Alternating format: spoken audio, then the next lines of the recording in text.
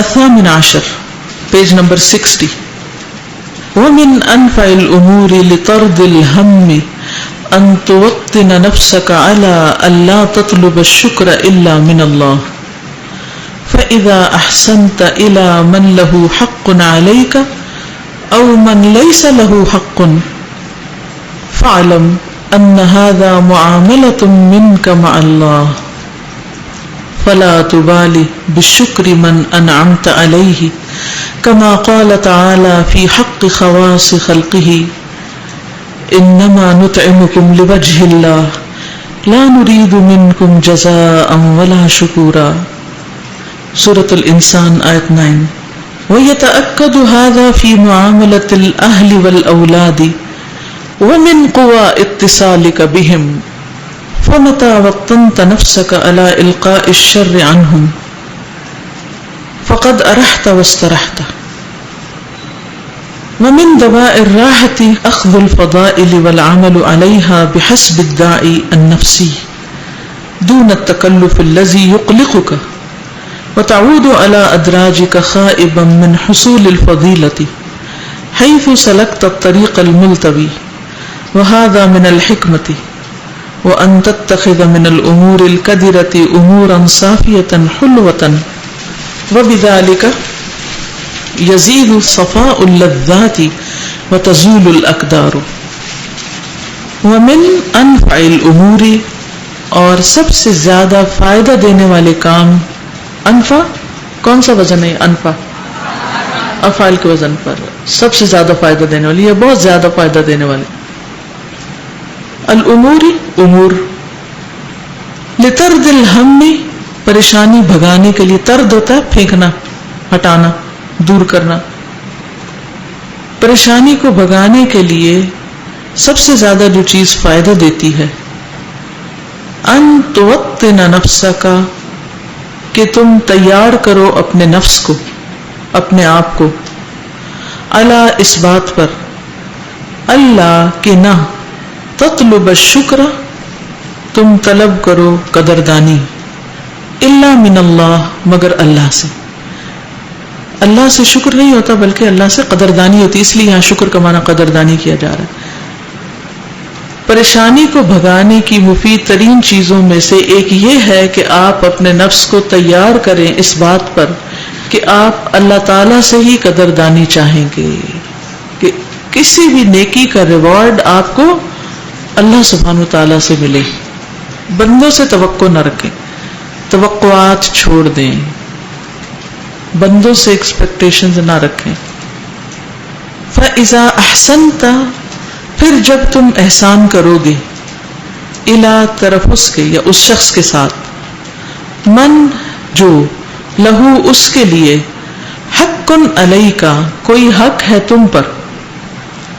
تو جب آپ اس آدمی پر احسان کریں گے جس کا آپ پر حق ہے، او یا اس پر، من جو، لیسا نہیں، لہو اس کے لیے، حق کوئی حق، اس کا آپ پر حق ہے یا حق نہیں ہے.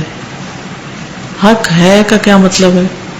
جیسے ماں باپ جن کا آپ پر حق ہے، یا کوئی اجنبی شخص جس کا آپ پر کوئی حق نہیں، راہ چلتا ہے، جان پہچان ہی کوئی نہیں، لیکن اس کی مشکل میں آپ اس کے کام آ رہے ہیں اور تھوڑی دیر میں چلا جائے گا. جیسے راہ میں کوئی ایکسیڈنٹ ہوا پڑا ہوتا ہے تو کیا ہوتا ہے، کوئی بھی گاڑی روک کے اس شخص کو اٹھاتا ہے، بٹھاتا ہے، کام کرتا ہے اس کا، تو اس کا کوئی حق تو نہیں تھا آپ پر کہ آپ اس کا بدلہ دینے کے لیے وہاں پہنچے. ٹھیک ہے. فعلم، تو جان لو، ان ھذا، بے شک یہ چیز، معاملتن، معاملہ ہے، من کا، تیری طرف سے، مع اللہ، اللہ کے ساتھ. تو آپ کو معلوم ہونا چاہیے کہ آپ کا یہ معاملہ اللہ کے ساتھ ہے، یعنی بندے کے ساتھ آپ نہیں کر رہے، بندے سے کچھ نہیں لینا، اللہ سے لینا ہے.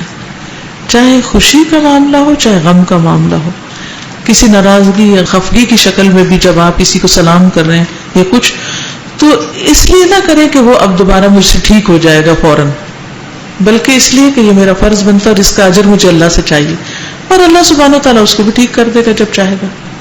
کیونکہ دل تو اللہ کے ہاتھ میں نا. فلا تبالی، تو نہ تم پرواہ کرو، تم پرواہ ہی نہ کرو. کس بات کی؟ بشکری، شکر گزاری کی، تھینکس کی. من انعمت علیہ، جس پر تم نے کوئی احسان کیا ہے.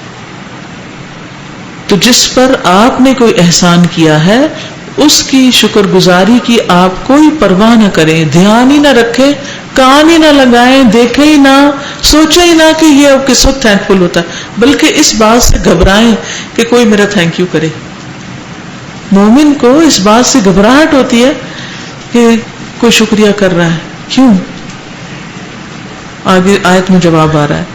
کما قال تعالی، جیسے فرمایا اللہ تعالی نے، فی حق خواص خلقہ، اپنی مخلوق میں سے خاص بندوں کے حق میں. حق خواص خاص بندے، خلقی مخلوق. جیسے کہ اللہ تعالی نے اپنے خاص بندوں کے بارے میں فرمایا ہے، انما نطعمکم لوجہ اللہ، بے شک ہم کھلاتے ہیں تم کو اللہ کے چہرے کے لیے، اللہ کا دیدار کرنے کے لیے. لا نريد منکم جزاء، ہم تم سے کوئی جزا یا بدلہ نہیں چاہتے، ولا شکورا، اور نہ شکریہ چاہتے. اگر اس ایک آیت پر عمل ہو جائے کہ انسان بندوں سے بے نیاز ہو جائے، کتنا وقت بچ جائے اس کا، کتنے غموں سے بے نیاز ہو جائے. ہمارے شکوے گلے ہوتے کیوں ہیں؟ اس کی بنیادی وجہ کیا ہے کہ ہم بندوں سے توقع رکھتے ہیں کہ یہ ہمارا احسان مانے، اور جب وہ نہیں مانتے تو پھر ہم کڑنے لگتے ہیں، جلنے لگتے ہیں. سمجھ آ گئے؟ تو خاص بندے اللہ کے کون ہوتے ہیں؟ وہ شکریہ نہیں چاہتے، ان کو شکریہ سے گھبراہٹ ہوتی ہے. وہ سوچتے ہم نے تو کچھ کیا ہی نہیں. وہ کر کے بھی سوچتے ہیں والذین یؤتون ما آتوا وقلوبهم وجلۃ انہم الی ربہم راجعون، کہ وہ لوگ جو دیتے ہیں، جو کچھ بھی دیتے ہیں، اور وہ ڈر رہے ہوتے ہیں کہ وہ اپنے رب کی طرف واپس جانے والے ہوتے ہیں. تو حضرت عائشہ نے اس کے بارے میں پوچھا تھا نا کہ یا رسول اللہ صلی اللہ علیہ وسلم اس سے مراد کون ہے؟ شاید یہ کہا تھا کہ اس سے مراد کیا وہ ہیں جو کچھ کرتے نہیں. آپ نے کہا نہیں، اس سے مراد وہ ہیں جو سب کچھ کر کے بھی ڈرتے ہیں. تو کچھ لوگ ہوتے ہیں کچھ نہ کر کے ڈرتے، کچھ لوگ ہوتے ہیں کچھ کر کے بھی ڈرتے ہیں، نیکی کر کے بھی ڈرتے رہتے ہیں. کتنے ہیں ایسے لوگ جو نیکی کر کے احسان جتانے کی بجائے اللہ سے ڈرتے ہوں. اگر یہ عادت آ جائے بندوں کے اندر، بندہ کتنی ہی جیلوں سے آزاد ہو جائے. کیونکہ جو احسان کرتے ہیں اکثر وہ لوگوں کو چین کر کے رکھتے ہیں، ان کو اپنی مرضی سے کچھ نہیں کرنے دیتے، ان پہ دھوس جماتے ہیں کیونکہ ہم نے تم پر احسان کیا، اس لیے تم ہماری مرضی کے بغیر ایک قدم نہیں اٹھا سکتے. تو اس سے کیا ہوتا ہے؟ دوسرا شخص پریشان ہوتا ہے، اور کرنے والا ایسا اپنے اجر اور جزا کو کھو دیتا ہے، پھر وہ اللہ کے دیدار سے محروم ہو جاتا ہے. بندے کا مسکراتا چہرہ چاہیے یا اللہ کا؟ کریں کمپیریزن. پھر ہم کیا چاہتے ہیں؟ بندے مسکرا پڑیں جب ہم ان کے ساتھ احسان کریں، کچھ تو کہیں، کچھ تو پیار سے دیکھیں کہ ہم نے کچھ کیا. تو جس کو اللہ کا چہرہ چاہیے وہ بندوں کی طرف نہیں دیکھتا، وہ اس کو طلب ہی نہیں ہوتی، وہ انتظار ہی نہیں کرتا، وہ اس بات کی ٹوئی نہیں لگاتا کہ دوسرے میرے بارے میں کیا کہہ رہے ہیں اور میرے ساتھ کیا کرنے والے ہیں. اگر اسے کسی سے ڈر لگے تو بھی ہوتا ہے اللہ نگہبان ہے، اللہ دیکھ رہا ہے. اور اگر کسی کی طرف سے کسی احسان کا احتمال ہو کہ یہ بندہ احسان کا بدلہ احسان میں دیتا ہے تو بھی وہ اس کو ایک بوجھ محسوس کرتا ہے کہ میں نے اس لیے تو نہیں کیا تھا کہ مجھے دنیا میں ہی مل جائے. لیکن کتنے ہی لوگ ایسے ہیں جو نیکیاں صرف اس لیے کرتے ہیں کہ ان کو دنیا میں اسی بندے سے، یہ بھی نہیں کہیں اور سے، اسی سے ریٹرن ملے، اور جب اس سے ریٹرن نہیں ملتا تو پھر مایوس زندگی گزارتے ہیں. اکثر عورتوں کو شوہر سے کیا شکایت ہے کہ یہ میرا حال بھی نہیں پوچھتے. میں نے پچھلے بھی ایک لیکچر میں ذکر کیا تھا، ایک خاتون دوسرے شہر سے ٹریول کر کے ٹائم لے کے میرے پاس آئی مسئلہ بیان کرنے. اول تو مجھے اس بات سے سب گھبراہٹ ہوتی ہے، میں کہتی ہوں مسائل کا حل صرف اللہ کے پاس ہے، میرے پاس تو ہے ہی کچھ نہیں. مجھ سے کوئی امید رکھ کے نہ اپنا مسئلہ بیان کرے کہ میں اس میں کوئی حل نکال سکوں گی. یہ سب اللہ کی طرف سے ہوتا ہے، اللہ ہی منہ سے کوئی بات نکلواتا ہے اور اللہ ہی کروانے والا ہے. بہرحال جب میرے پاس بیٹھی تو ان کی آواز رند گئی، ان کے حلق میں جیسے سانس رک رک کے جاتا ہے نا، اس طرح ان کا حال ہو رہا تھا، ان کی آنکھیں بھی نہ حواس اڑے ہوئے، حالانکہ انتہائی خوشحال بیک گراؤنڈ سے تعلق تھا، یعنی اگر مبالغہ نہ ہو تو ملینئرز میں سے، لیکن اتنا غم. میں نے کہا مسئلہ کیا؟ کہتے شوہر نہیں پوچھتے اور کوئی حادثہ ہو گیا تھا ان کی زندگی میں تو میں اس کی وجہ سے غمگین ہوں، اور ایک دفعہ نہیں شوہر نے پوچھا، اور میں انتظار میں ہوں اب تک کہ وہ مجھ سے کسی وقت میرے دل کا حال پوچھے. اس بات پہ غمگین اور رنجیت ہوں.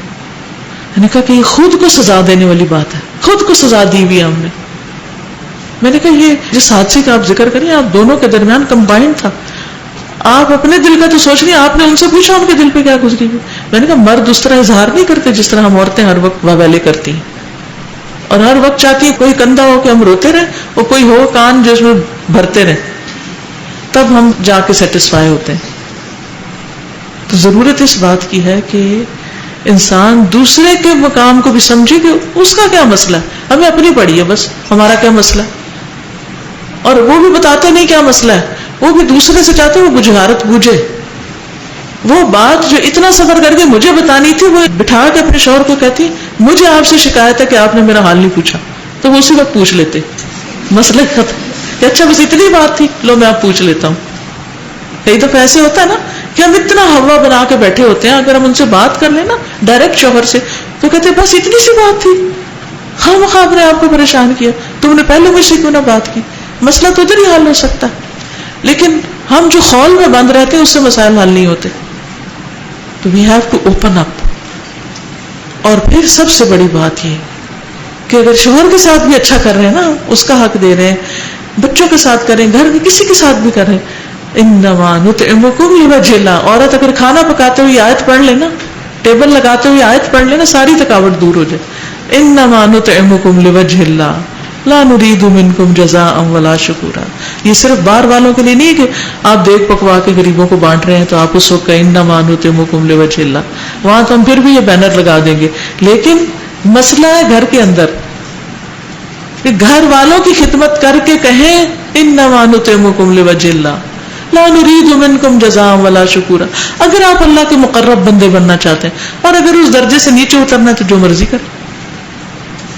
یہ جو بات ہوئی نا کہ اپنے نفس کو اس بات پر تیار کریں کہ قدردانی صرف اللہ تعالیٰ سے ہو، تو اگر یہ چیز بندے میں آ جائے نا تو پھر یہ چیز بہتر نہیں کرتی کہ ہم احسان کس کے ساتھ کر رہے ہیں. عموماً ہم جو احسان کرتے ہیں وہ ان لوگوں کے ساتھ کرتے ہیں کہ جو ہمیں پسند ہوتے ہیں.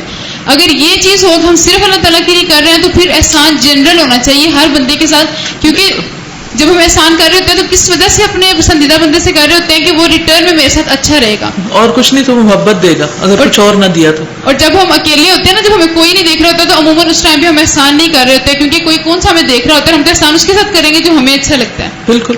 تو غریب، یتیم، مسکین، ضرورت مند، اپنا پرایا کوئی بھی ہو، جب اللہ کی خاطر کرنا ہے تو پھر اس سے کیا فرق پڑتا ہے کہ کس پہلو پہ گرتے ہیں.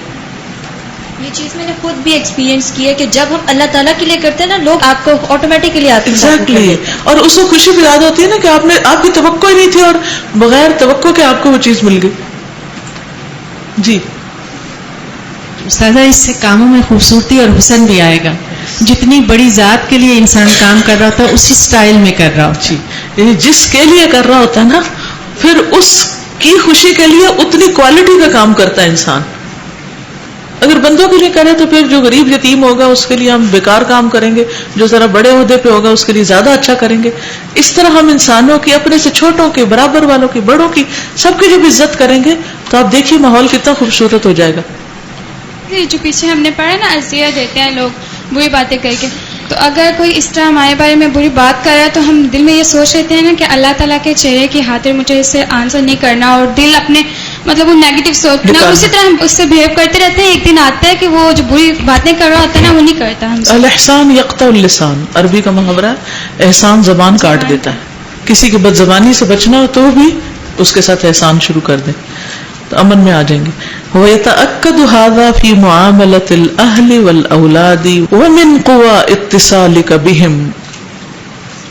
وَيَتَأَكَّدُ هَذَا، اور پختہ ہو جاتی ہے یہ بات، پکی ہو جاتی ہے یہ بات. کون سی؟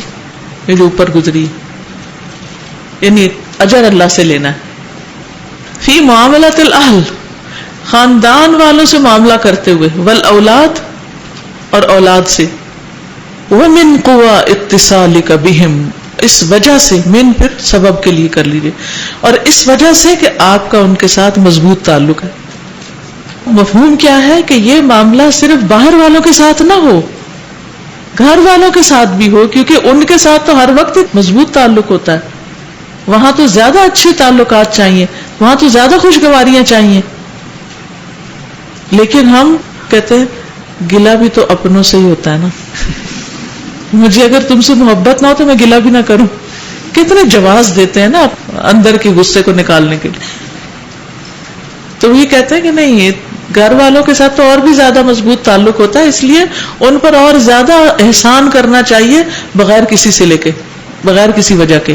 اچھا، ہم ڈر کے مارے ایسا نہیں کرتے. ہم سوچتے ہیں اگر ہم ساری توقع چھوڑ دیں پھر تو لوگ شیر ہو جائیں، دلیر ہو جائیں. نہیں نہیں، احسان جو ہے اس کا اپنا ایک امپیکٹ. کیسے ہو سکتا ہے آپ احسان کریں اور اللہ دوسرے کا دل نرم نہ کرے آپ کے لیے؟ یہ نہیں ہو سکتا. ہو سکتا ہے کچھ دن وہ ڈھیٹ بنا رہے لیکن ٹھیک ہو جائے گا. پتھر بھی پگھل جاتے ہیں پھر احسان کے ساتھ. لیکن آپ کو احسان کرنا آنا چاہیے. فمتا، تو جب بھی، وقتنت نفسک، آپ نے تیار کیا اپنے نفس کو، علی القاء الشر عنہم، ان سے شر دور کرنے کے لیے، فقد ارحت واسترحت، تو تم راحت پا گئے، آرام پا گئے. یعنی پھر تم اوروں کو بھی آرام دو گے. ارحت دوسرے کو آرام دینا، اور استرحت خود آرام پانا. دوسرے بھی آرام پائیں گے، تم بھی پاؤ گے. ارحت کون سا باب ہے؟ نہ، ارحت جی افعال ہے. اور استرحت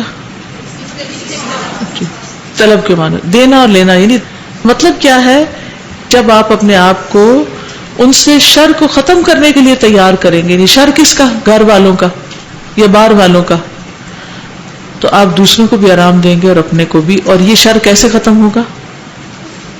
برائی کو کس سے دور کیا جائے؟ اچھائی سے. پھر معاملہ درست ہوگا. ادفع باللتی ہی احسن فاذا الذی بینک وبینہ عداوۃ کأنہ ولی حمیم. ٹھیک ہے، یہاں ایک بات مکمل ہوئی. تو مطلب کیا ہے اس ساری بات کا؟ کیا سمجھ آیا؟ کوئی بتائے گا آپ میں سے اس سارے پیراگراف میں کیا سبق دیا گیا ہم کو؟ کیونکہ کل تو پوچھ نہیں سکوں گی تو آج ہی پوچھ لیتے ہوں. جب ہم کسی کو احسان کرتے ہیں پھر کسی سے شکریہ نہیں بھولیں، اللہ تعالیٰ کا دے جانے. شابش. آپ اس بات کو یوں کریں کہ ہم غم دور کرنے کے لیے بہت مفید نسخہ یا ٹپ یا طریقہ یا سبب، ذریعہ، مینز، وسیلہ کیا ہے کہ اپنے آپ کو اس بات کے لیے تیار کرنا کہ جزا اللہ ہی سے چاہیے، بدلہ اللہ سے چاہیے. بعض اوقات پتہ کیا ہوتا ہے، ذرا امتحان لمبا بھی ہو جاتا ہے. ہم مسلسل اچھا کرتے جا رہے ہیں، اچھا کرتے جا رہے ہیں، دوسرا مسلسل ہمیں تکلیف دیتا جا رہا ہے. تو جس شخص کا اللہ پر بھروسہ ہوگا، اللہ کی خاطر کر رہا ہوگا، وہ نہیں ٹوٹے گا. کیونکہ اللہ تعالیٰ نا بندے کو تھوڑا اور اوپر لے جانا چاہتا، اور اوپر لے جانا چاہتا، اور اوپر لے جانا چاہتا، تو اس کو فوری طور پر نتیجہ نہیں دکھاتا. کہتے بلا کہاں تک جاتا ہے یہ بندہ، اس کی وسعت کتنی. اللہ وسعت کے اندر ہی آزماتا ہے. جب آپ کی آزمائش لمبی ہو تو سمجھے وسعت زیادہ ہے میرے میں، اس لیے اللہ تعالیٰ لمبا کر رہا ہے اس کو. اور پھر اتنا ہی بندہ اللہ کے قریب ہو جاتا ہے. قرب کے درجے ہیں نا، پھر اور زیادہ اقرب ہو جاتا ہے. تو یہ چیز انسان کو سکون دیتی ہے. پھر اللہ کے ہاں دیر ہے اندھیر نہیں، ظلم نہیں ہے وہاں، کسی پہ بھی ظلم نہیں کرتا. عام طور پہ ہم کہتے ہیں صبر کی بھی تو کوئی انتہا ہے، کوئی انتہا نہیں. ٹھیک ہے، کوئی انتہا نہیں، مرتے دم تک صبر ہے. قرآن میں صبر اور صلاۃ کٹھا آیا، 2 دفعہ آئی یہ بات. اس سے کیا بات سمجھ میں آتی کہ نماز کب تک پڑھنی ہے؟ مرتے دم تک. تو صبر بھی مرتے دم تک. ٹھیک ہے.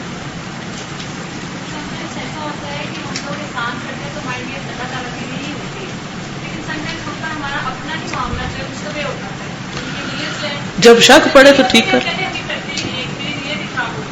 نہیں نہیں نہیں، یہ بہت بڑا ظلم ہے کہ کوئی کام اس لیے چھوڑ دینا کہ میری نیت خراب ہوگی. خراب نیت کو چھوڑ دیں، کام کو نہیں چھوڑے. یعنی جب یہ شبہ پڑ جائے کہ نیت اچھی نہیں تو اس لیے کام چھوڑ رہی ہوں، تو خراب نیت چھوڑ دیں، اچھی نیت لے لیں، کام کو نہیں چھوڑنا. ہاں بول کے کہہ دے، اپنے آپ سے باتیں کریں، اللہ سے بات کریں، اللہ تعالیٰ یہ خراب ہو گئی ہے، اب میں ٹھیک کرنے لگی ہوں، آپ اس کو قبول کر لیں. ٹھیک ہے. ایک خاتون تھی، انہوں نے واقعہ سنایا تھا ام حکیمہ کے جب وصیت تھی تب، کہ وہ کسی فورن کنٹریز میں گئی تو وہاں پر ان کے گھٹنوں میں پین تھی. تو وہ کہتی ہیں کہ تنگ بیٹھے ہوئے تھے، تو میں نے نا ساتھ والی لڑکی کو کہا کہ آپ تھوڑا سا آگے ہو جائیں نا، کیونکہ میرے یہاں پین ہے، بیٹھا نہیں جا رہا. تو وہ کہتی ہیں کہ اس نے بلکہ کیا کیا کہ اور ساتھ ہو گئی کہ اپنی ماما کو اور بہنوں کہنا شروع کر دیا آپ ساتھ ساتھ ہو، مطلب اس نے ان کو بالکل بھی آسانی نہیں دی ہے. تو کہتی ہیں بعد میں جب نماز شروع ہونے لگی نا تو اس لڑکی کو کہیں جگہ نہیں تھی مل رہی ہے، تو میں نے اپنے ساتھ فوراً سے اس کو جگہ دی. تو کہتی ہے کہ میرا صرف اتنا سا کرنے کا، وہ بعد میں اتنا ہوئی امپریس کہ وہ رونے لگ گئی، اور تاکہ ایک دوسرے کی زبان نہیں سے جانتے ہیں، تو وہ میرے سے معافی مانگنے لگ گئی اور وہ اس چیز کو ماننے لگی کہ آپ نے احسان کیا، تو انہوں نے احسان کر کے اس کو دور کر دیا. بالکل. لیکن ایسے وقت میں احسان سب سے زیادہ مشکل ہوتا ہے جب کوئی ہمیں تنگ کرے. قرآن مجید سے ہمیں پتہ چلتا ہے کہ ہمیں ہر کام اللہ سبحانہ و تعالیٰ کے لیے کرنا چاہیے، اور جب کوئی اللہ کے لیے کرتا ہے تو پھر اس کا اجر بھی بہت بڑا ملتا ہے. سورۃ البقرہ آیت نمبر 265 میں آتا ہے وَمَثَلُ الَّذِينَ يُنْفِقُونَ أَمْوَالَهُمْ ابْتِغَاءَ مَرْضَاتِ اللَّهِ وَتَثْبِيتًا مِنْ أَنفُسِهِمْ كَمَثَلِ جَنَّةٍ بِرَبْوَةٍ أَصَابَهَا وَابِلٌ فَآتَتْ أُكُلَهَا ضِعْفَيْنِ فَإِن لَّمْ يُصِبْهَا وَابِلٌ فَطَلٌّ وَاللَّهُ بِمَا تَعْمَلُونَ بَصِيرٌ. اور ان لوگوں کی مثال جو اپنے مال اللہ کی رضا چاہتے ہوئے اور اپنے دلوں کو ثابت رکھتے ہوئے خرچ کرتے ہیں، یعنی اپنی نیت نہیں بدلتے، اس باغ کی مثال جیسی ہے جو کسی اونچی جگہ پر ہو، جس پر ایک زوردار بارش برسے تو وہ اپنا پھل دگنا دے. بس اگر اس پر زور کی بارش نہ برسے تو کچھ شبنم ہی کافی ہو جائے، اور اللہ جو کچھ تم کر رہے ہو اسے خوب دیکھنے والا ہے.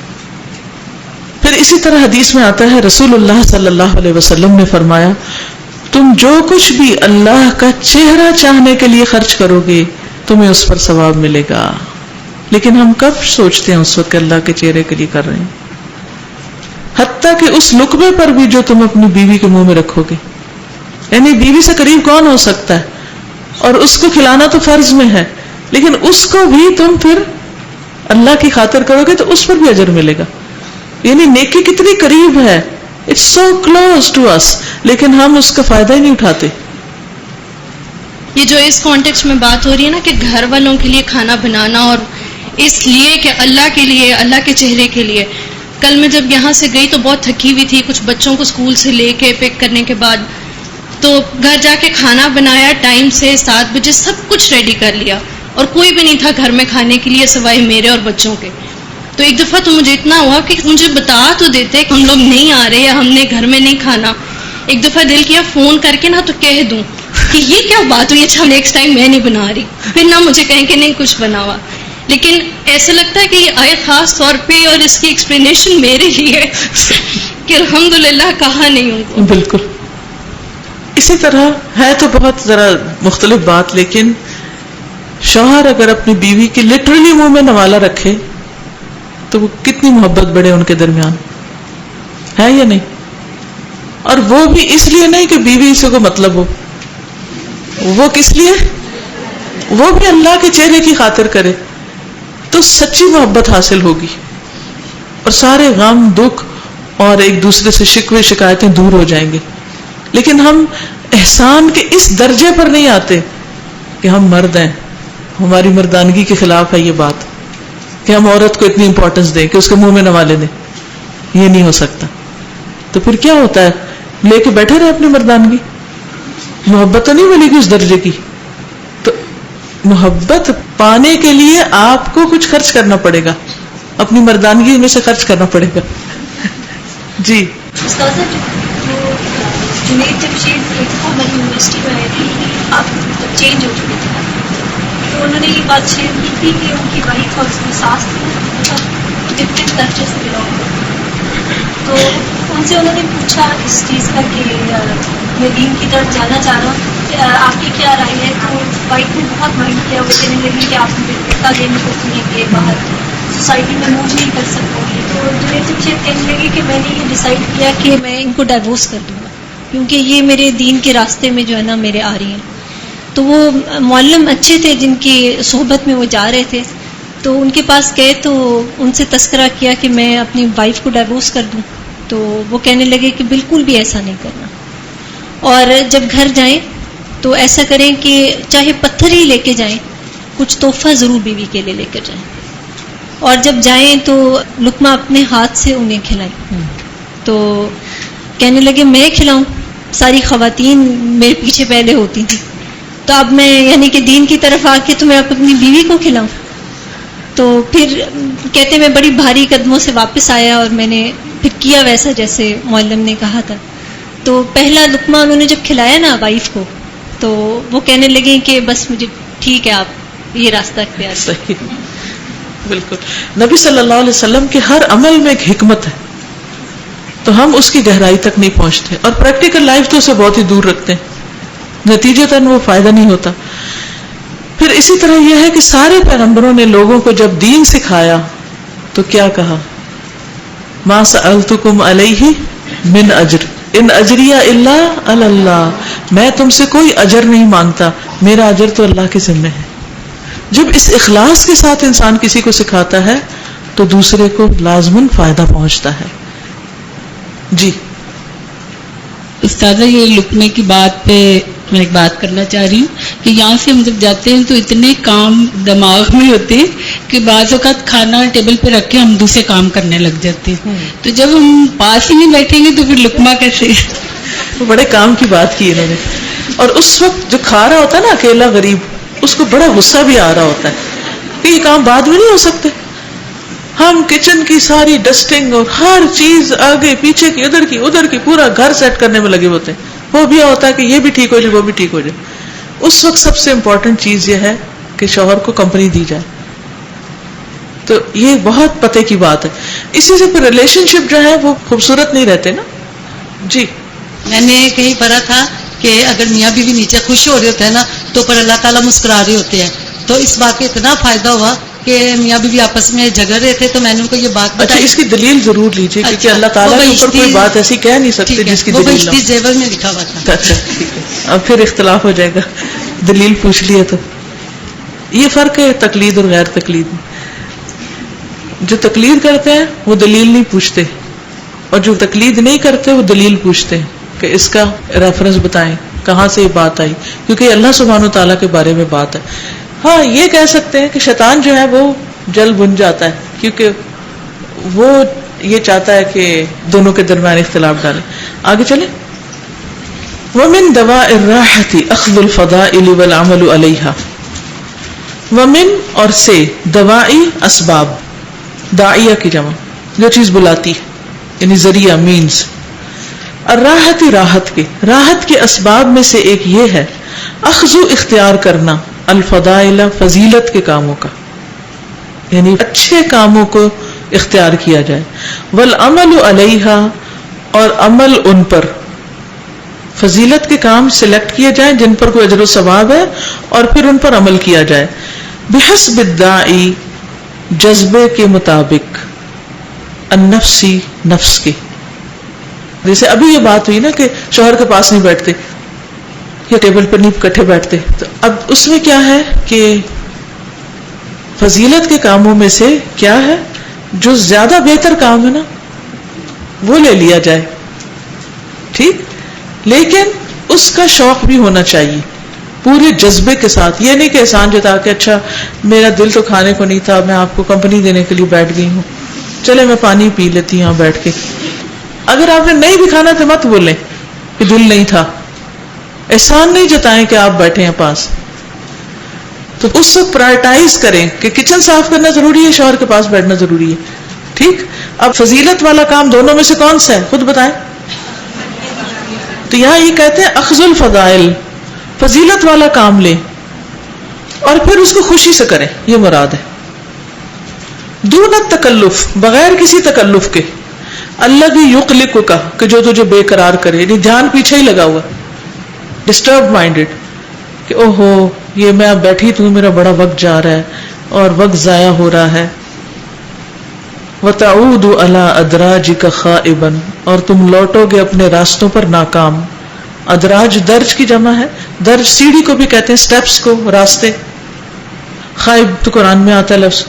من حصول الفضیلت، فضیلت کے حصول سے، ورنہ آپ فضیلت کو حاصل کرنے میں ناکام ہو کر اپنے راستوں پر لوٹ جائیں گے. کیوں؟ یعنی آپ کو ملے گا کچھ نہیں، آپ نے وہ کام کر بھی لیا، یہ فضیلت والا کام ہے، لیکن بوجھل قدموں کے ساتھ، بوجھل دل کے ساتھ. ٹھیک، تو اب کیا ہوگا؟ حاصل کچھ نہیں ہوگا. کیوں؟ حیث سلکتا، کیونکہ تم چلے الطریق، اس راستے پر، الملتوی، جو ٹیڑھا ہے. کیونکہ آپ نے ٹیڑھا راستہ اختیار کیا ہے، آپ نے صحیح راستہ نہیں اختیار کیا، کیونکہ آپ کا دل اس میں نہیں تھا. یہ بات ہو رہی ہے حسب الداعی النفسی، یعنی دلی کیفیت کے ساتھ، دلی جذبے کے ساتھ اس کام کو کرنا چاہیے. دل کو بھی شریک کر لیں، نہ کہ مارے بندے. وَهَذَا مِنَ الْحِكْمَةِ، اور یہ حکمت میں سے ہے. وَأَنْ، اور یہ کہ تتخذ، تم اختیار کرو، من الامور القدرتی، گدلے امور، بدمزگی والے کام، اموراً صافیتاً حلوتاً، ایسے امور سے جو صاف ہوں، میٹھے ہوں. یعنی بجائے اس کے کہ گدلے کام شروع کریں، آپ کیا کریں؟ میٹھے صاف کام شروع کریں. یعنی دانائی کی باتوں میں سے یہ ہے کہ آپ گدلے کاموں میں سے صاف اور شیریں کام اختیار کریں. وَبِذَالِكَ، اس سے کیا ہوگا؟ یزید الصفاء اللذات، لذتوں کا خالص ہونا بڑھ جائے گا، تعلقات اور زیادہ اسٹرانگ ہوں گے. وَتَزُولُ الْأَقْدَارُ، بدمزگیاں دور ہو جائیں گی. یعنی ایک شخص کہتا ہے میں نے دین کی خدمت کرنی، بڑا جذبہ ہے اس میں، اور اس کو دین کا کام کر کے مزہ بھی بڑا آتا ہے. یہ اس کے لیے کیا ہے؟ راحت کا سبب. ٹھیک ہے، اب راحت کے اسباب میں سے ہے کہ فضیلت والا کام کرے. فضیلت والا کام، مثلا مجھے کپڑے سینے کا بے حد شوق تھا. میں 20 منٹ میں پوری قمیض سی لیا کرتی تھی، اتنی تیز مشین چلاتی اور اتنی صفائی کے ساتھ، کیونکہ پریکٹس بہت ہو گئی تھی، سی کے سب گھر والوں کے سیتی تھی. شدید شوق تھا نا. لیکن میرے والد مجھے مشین پہ دیکھتے تھے، وہ ناراض ہو جاتے تھے. وہ کہتے تھے یہ تو باہر سے بھی سلوا سکتے ہیں، یہ سینے والے بہت ہیں، جو تمہیں کرنا ہے وہ کوئی اور نہیں کرے گا، تم وہ کرو جو وہ دوسرے نہیں کر رہے. یعنی پھر اس طرح مجھے پینٹنگ کا، اس طرح کے جو لڑکیوں کے شوق ہوتے ہیں، گڑیا بٹولے سے کھیلنا اور یہ وہ، ان سب چیزوں کا بچپن سے جیسے ہوتا ہے، گھرداری، اور اچھی بات ہے ایک عورت کا ایسا ہونا چاہیے. لیکن ان کی سوچ بالکل ہی مختلف تھی. امی کی سوچ سے بھی، گھر والوں، خاندان والی، پھپھی، باقی سب دنیا سے الگ سوچ. پتہ نہیں اللہ کی طرف سے ان کی زبان پہ آتی تھی یہ باتیں. یہ کیا، اس کو چھوڑو، اٹھ کے پڑھو. میں نے آج تم سے یہ ابواب سننے ہیں. اب ابواب کون یاد کرے؟ اتنا مشکل کام. اب ہم بیٹھ کے ان کو رٹیں اور کیا حاصل؟ سب کی نظر میں تو بیکار کام ہے وہ. تو وہ پپی ایک بات کہتی تھی، روٹی نہ پکانی ہے تو یہ ہوگا، امی سلائی نہ آئی تو یہ ہوگا، نانی کہہ رہی یہ نہ ہوا تو یہ ہو جائے گا، اگلے گھر جانا ہے، اگلے گھر جانا ہے، یہ قصہ ہر روز. اور ابا آتے تو وہ کہتے یہ کیا ہو رہا ہے. تو اب اس وقت بچے کی چوائس جو ہوتی ہے پھر وہ کیا ہو، کس کی سنے. مجھے اپنے والد سے محبت تھی، میں نے انہی کی سنی، باقی کام چھوڑے نہیں، کھانا پکانا سب، ہر چیز سیکھی، بلکہ ہوم اکنامکس رکھی، ایک ایک چیز سیکھی، تاکہ گھر چلانا آئے گا تو باہر کا بھی کام ہوگا، دوسرا بھی ہوگا. یہ اللہ کا خاص احسان تھا کہ اس نے یہ بھی دل میں ڈالا. لیکن فضیلت والا کام کون سا تھا؟ پڑھنا پڑھانا، آبویسلی پڑھنا پڑھانا. اب اگر آپ گھر کا کام نہیں کر رہے یا نہیں آپ کو آتا اور کروا بھی نہیں پا رہے تو کیا ہوگا؟ فضیلت والا کام چھوٹ جائے گا. تو اس درجے کا یا فرض درجے کا آپ کو آنا چاہیے، پتہ ضرور ہونا چاہیے، خبر ہونی چاہیے، لیکن اس کے ساتھ کریں آپ وہ جو فضیلت والا. اب آپ نے فضیلت والا کام تو سلیکٹ کر لیا، لیکن اس پر عمل کب ہوگا؟ جب آپ کے اندر اس کی ویلیو پتہ ہوگی، جذبہ ہوگا. کیونکہ تکلیفیں آنی ہیں، اب رستے میں ہرڈل آنے ہیں، رکاوٹیں آنی ہیں. اب اللہ نے ٹیسٹ کرنا ہے. یہ ایسا تھوڑی ہے کہ ایک ہیرا جا کے آپ دکان سے اٹھا لیں اور کہیں بھئی میرے جیب میں تو 100 روپیہ ہی لینا تو لے لو, مجھے یہ پسند آ گیا. ایسے تھوڑی, ہیرو کی قیمت 100 روپے تھوڑی ہوتی ہے. تو فضیلت والے کاموں کی بہت ہائی پرائس پے کرنی پڑتی ہے. نیند بھی قربان کرنی پڑتی ہے, مزے مزے کے کھانے بھی قربان کرنے پڑتے ہیں, اور بھی کئی چیزیں دینی پڑتی ہیں, پھر جا کے انسان ان کاموں کرنے کے قابل ہوتا ہے. ٹھیک, اور یہ بیلنس بھی رکھنا پڑتا ہے, گھر والوں کو ساتھ لے کے بھی چلنا پڑتا ہے. تو یہ مشکل ہوتا ہے نا, ایک یہ ہے سب چھوڑ کے آپ اپنی دنیا میں, اور ایک یہ ہے کہ اس کا بھی پوچھے, اس کا بھی خیال کرے, اس کو بھی دیکھے. ٹھیک ہے, تھوڑا تھوڑا ہی صحیح, لیکن اور پھر ساتھ اپنا کام بھی کرے. تو کہتے ہیں کہ اس کے پیچھے جذبہ ہونا چاہیے, ورنہ آپ واپس لوٹ جائیں گے, فضیلت سے نیچے اتر آئیں گے. آپ نہیں کر سکیں گے وہ نیکی کا کام, نہیں کر سکیں گے وہ بڑے بڑے کام. کیوں؟ کیونکہ آپ نے ٹیڑھا راستہ اختیار کیا. کام فضیلت والا راستہ ٹیڑھا ہے. ٹیڑھا کیا؟ ٹیڑھے سے میرے مائنڈ میں یوں زگ زیگ آتی ہے. اچھا, جب آپ ٹیڑھے راستے پہ چلیں تو دیر سے پہنچیں گے, ہے نا, یا پھر ٹیڑھے راستے پہ چلنے سے کیا ہوگا, تھک جائیں گے, منزل دور ہو جائے گی اور آپ اک جائیں گے اور کام چھوڑ دیں گے. تو اللہ نہ کرے کہ انسان کبھی کسی ایسے موقع پر پہنچے کہ وہ یہ جانتے ہوئے بھی کہ علم دنیا کی ہر نعمت سے بالا ہے, ہر نعمت, مال و دولت, ہیرے جواہرات, ہر چیز سے زیادہ. لیکن بہت سے لوگ یہ مانتے ہیں ہاں علم بڑی فضیلت والی چیز ہے, لیکن پڑھتے پڑھاتے کچھ نہیں اور نہ اس کی قدر کرتے ہیں. تو یہ دو رنگی کیوں ہے؟ ایک طرف ان پرنسپل ہم مانتے بھی ہیں, اور پھر جب عمل کا وقت آتا ہے تو ہم سیکھتے بھی نہیں, اپنے علم میں روز اضافہ بھی نہیں کرتے, یا علم کی خدمت نہیں کرتے.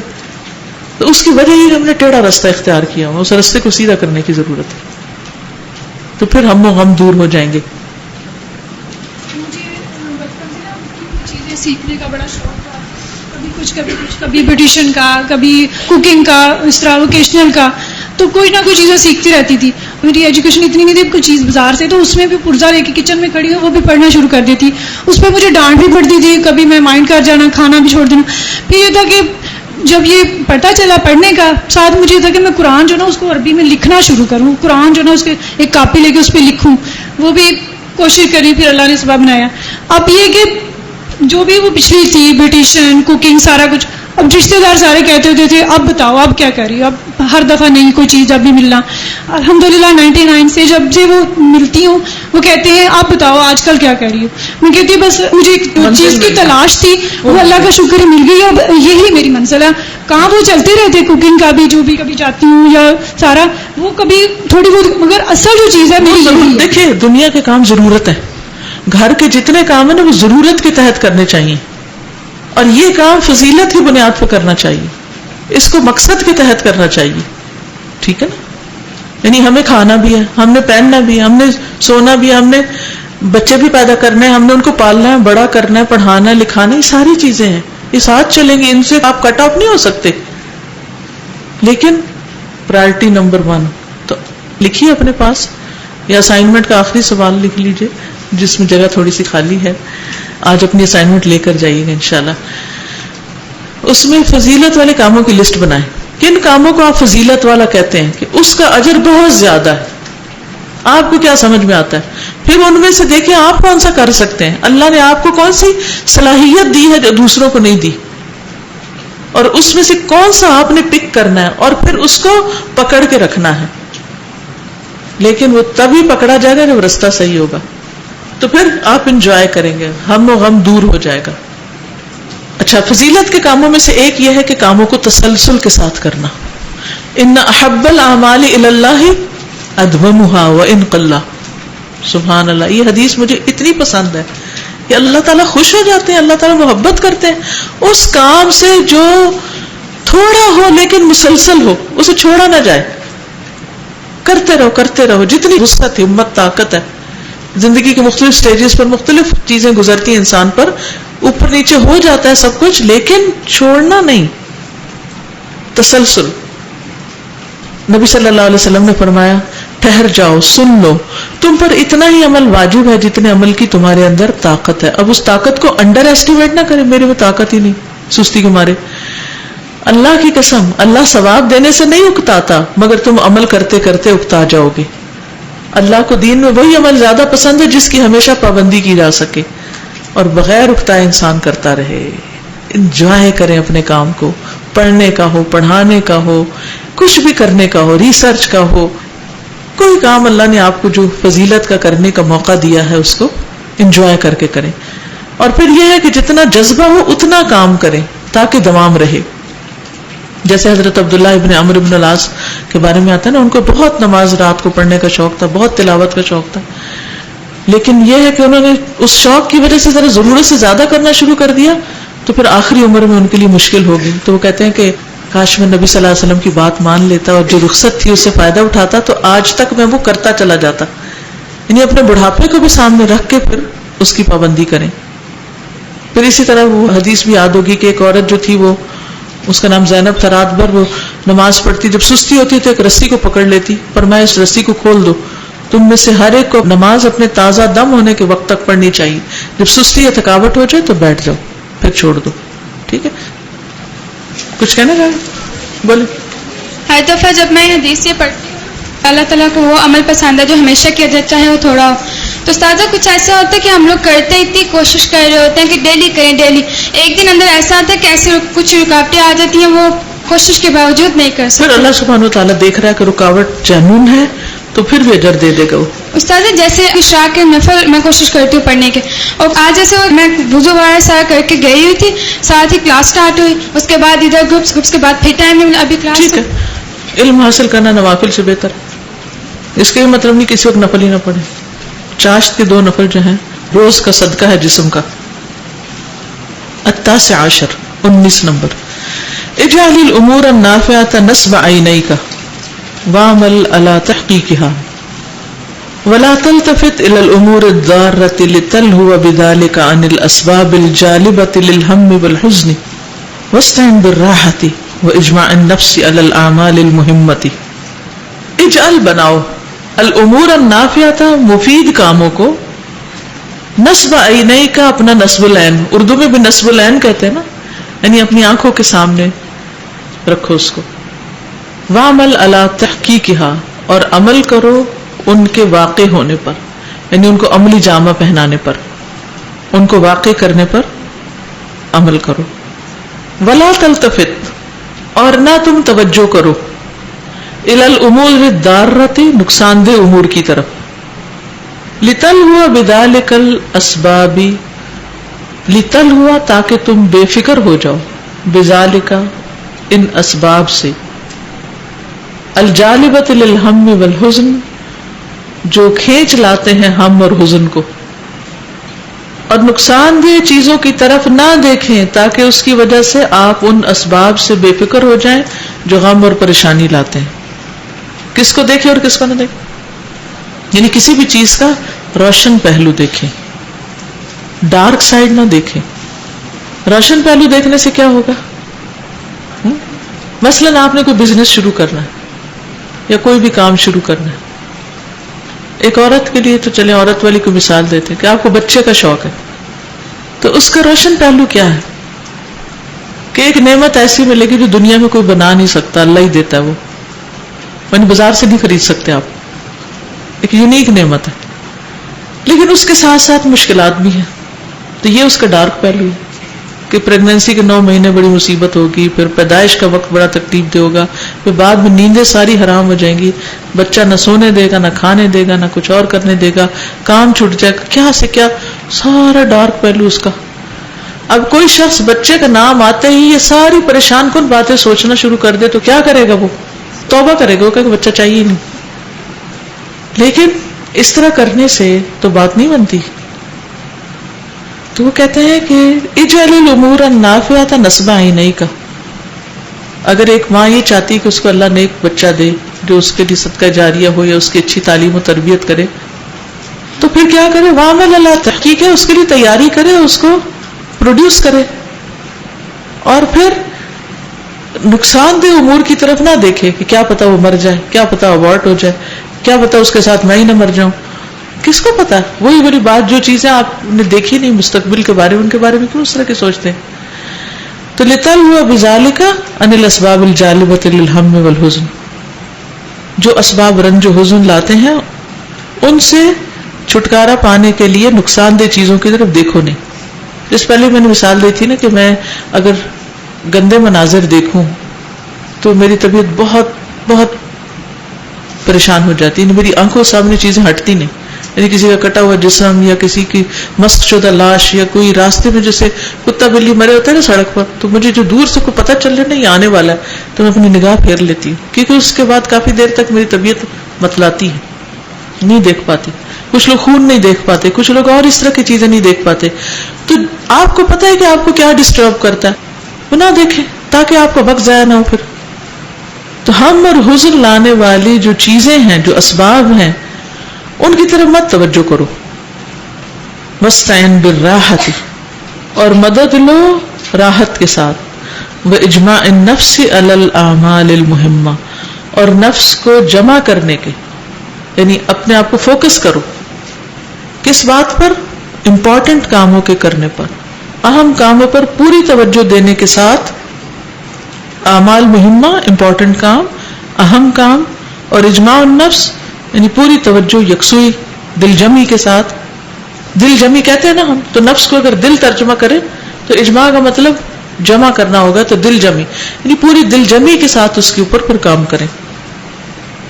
خلاصہ کیا ہے کہ آپ مفید کاموں کو اپنا مقصد زندگی بنائیں. پیچھے پڑا تھا نا فضیلت والے کام اختیار کریں. ان کاموں کو اپنے لیے کیا بنائیں, اپنا ٹارگٹ بنائیں, نصب العین بنائیں, زندگی کا مقصد بنائیں کہ زندگی میں کچھ کر کے جانا ہے, مرنے کے بعد کچھ لے کے جانا ہے, اور اس کو پھر عمل میں لانے کے لیے کچھ کریں. صرف خواب ہی نہ دیکھتے رہیں کہ ہم یہ بھی کر لیں وہ بھی کر لیں اور ہمیں جنت کے اعلیٰ درجے مل جائیں. نہیں, پھر اس کو ایکشن میں لائیں, اور اس کے ساتھ جو نقصان دینے والی چیزیں چمٹی ہوئی ہیں ان کو بہت زیادہ امپورٹنس نہ دیں, تاکہ آپ ان چیزوں سے دور رہیں جو پریشانی اور غم لاتی ہیں, ورنہ آپ کام نہیں کر سکیں. تاکہ آپ آرام کے ساتھ, راحت کے ساتھ, پرسکون طریقے سے, دل جمی کے ساتھ وہ کر سکے جو کر رہے ہیں. اب مثال کے طور پر جیسے آپ یہاں کورس کرنے کے لیے آئے, اس میں راحت بھی اور تکلیف بھی ہے, دونوں چیزیں. ٹھیک ہے, اگر آپ اس میں توجہ رکھیں کہ ہم نے کلاس میں کیا سیکھا تو یہ کیا ہے, باعث راحت. لیکن اگر آپ یہ دیکھیں کہ کلاس کے بعد آپ کو گھر جاتے وقت یا گھر میں یا باقی جو سب ڈسٹربنس ہوئی ہے اس کی وجہ سے کیا تکلیفیں ہوئی, یا ہاسٹل میں رہ کے کیا تکلیف ہوئی, تو یہ کون سے اسباب ہیں؟ الضارہ, نقصان دینے والے. یہ آپ کو آپ کے مقصد سے ہٹا دیں گے اور آپ وہ نہیں پا سکیں گے جو پائیں گے. اب آپ دیکھیے جو پایا اور جو کھویا اس کو کمپیئر کریں, موازنہ کریں, کیا زیادہ ہے, کیا بہتر ہے. جو پایا, جو کھویا آپ نے, یہ جو ڈسٹربنس ہوئی بھول جائیں گے, اور ایک سال بعد یا کچھ سالوں کے بعد آپ کو یاد رہے گا ہاں ہم نے یہ کورس کیا تھا. جیسے ابھی تک لوگوں کو لاہور تربیتی کورس نہیں بھولتا جو 10 سال پہلے یہاں ہوا تھا پلیٹیز ہوٹل میں 2004 میں. حالانکہ اس کے ساتھ بھی بہت سی مشکلات تھی, لیکن نام آتے ہی ایک انجوائمنٹ اور ایک اچھی سی فیلنگ آتی ہے. جہاں کہیں بھی میں جاتی ہوں تو وہ مجھے خاص طور پہ مینشن کرتے ہیں ہم نے وہ کورس کیا تھا.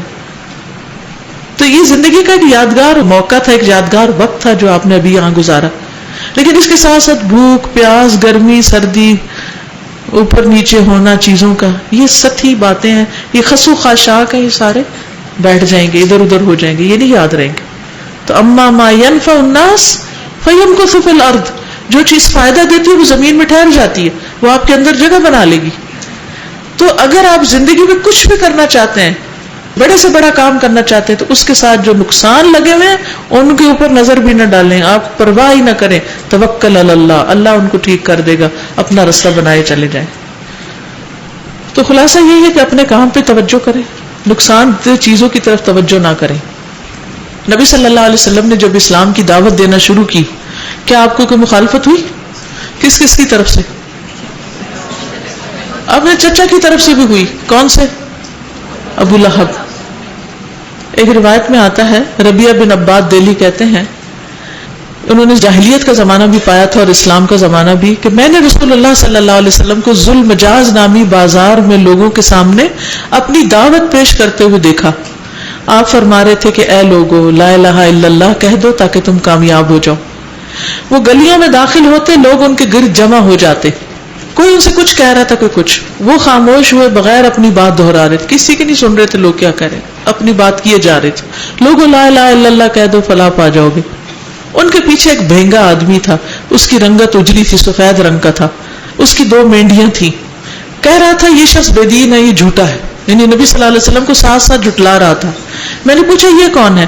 لوگوں نے بتایا یہ محمد بن عبداللہ جو نبوت کا دعویٰ کرتے ہیں. میں نے پوچھا یہ پیچھے والا آدمی کون ہے جو ان کی تکذیب کر رہا ہے؟ لوگوں نے کہا یہ آپ کا چچا ابو لہب ہے.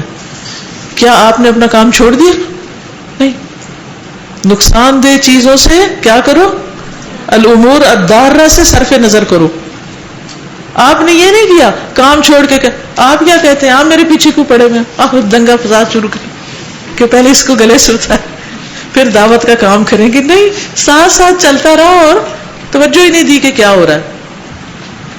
تو ہم بعض اوقات ایک اچھے کام کو نکلتے ہیں اور چیزوں میں پڑ جاتے ہیں جو الامور الضارہ ہیں، نقصان دہ امور ہیں، ان سے بچنا چاہیے. جب تک ان سے صرف نظر نہیں کریں گے. ویسے کئی دفعہ ایسا بھی ہوتا ہے نا کہ آپ کھانا پکا رہے ہیں اور اچھا بھلا سب کچھ چل رہا ہے کہ اتنے میں آپ کو خیال آتا ہے میں ساتھ ساتھ اپنا سبق بھی دہرا لوں. جو ہی سبق پڑھنے لگے تو ہنڈیاں جل گئی. اب آپ کے دل سے غم جا ہی نہیں رہا. اور حتیٰ کہ کچھ لوگ سبق کو کوسنا شروع کر دیتے، کیوں پڑھا میں نے، کیا فائدہ ہوا، میں کس مصیبت میں پڑ گئی ہوں، چھوڑو اس کورس کو، میں نہیں مینج کر سکتی. گھر اور بار 2 چیزیں نہیں مینج ہوتی. نہیں ہو جائیں گی ایک دن کے ہنڈیاں جلنے سے. اب یہ سارا پڑھنا پڑھانا سب چھوڑ دیں گے؟ نہیں، ایسی قربانیاں کرنی پڑتی ہیں. کچھ نہ کچھ تو اوپر نیچے ہوتا ہے نا، کچھ لینے کے لیے کچھ دینا تو پڑتا ہے، کوئی پرائز تو پے کرنی پڑتی ہے. ہم کہتے ہیں ہماری دنیا میں کچھ بھی خلل نہ آئے، اوپر نیچے نہ ہو ایک چیز، اور ہمیں وہ ساری فضیلتیں مل جائیں جو اللہ نے رکھی ہیں نیک کام کرنے والوں. ایسا نہیں ہوتا، کچھ کھونا پڑتا ہے. صحابہ کرام نے گھر باہر چھوڑے تھے، ہجرت کی تھی، مکہ سے مدینہ چلے گئے تھے. کیا یہ چھوٹی قربانی تھی؟ اور صرف مرد نہیں، عورتیں بھی گئی تھی. یہ چھوٹی قربانیاں تھیں. لیکن کس کے لیے؟ آج وہی لوگ تاریخ میں نام لکھوا گئے، وہ اس لیے نہیں کر رہے تھے نام لکھوانے، لیکن پوری دنیا کے معزز ترین لوگ ہیں، ہیرے ہیں، ہیرے. قربانیوں کی وجہ سے سارے برے وقت گزر گئے، باقی کیا رہا؟ ان کا اچھا ذکر خیر باقی رہا. تو آپ اپنے پیچھے کیا چھوڑ کے جانا چاہتے ہیں اس کے لیے سوچ لیجئے. نیکسٹ.